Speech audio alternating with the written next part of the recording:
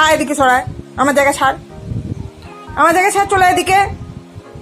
এলি কই রে? আয় এদিকে আয়, শিগগিরি আয়, শিগগিরি আয়। কথা শুনতে পাচ্ছিস না?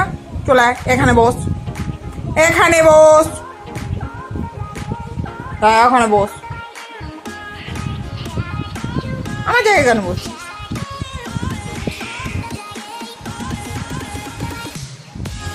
হ্যাঁ ওখানে বলছি, চুপ করে আমার জায়গায় বলছি।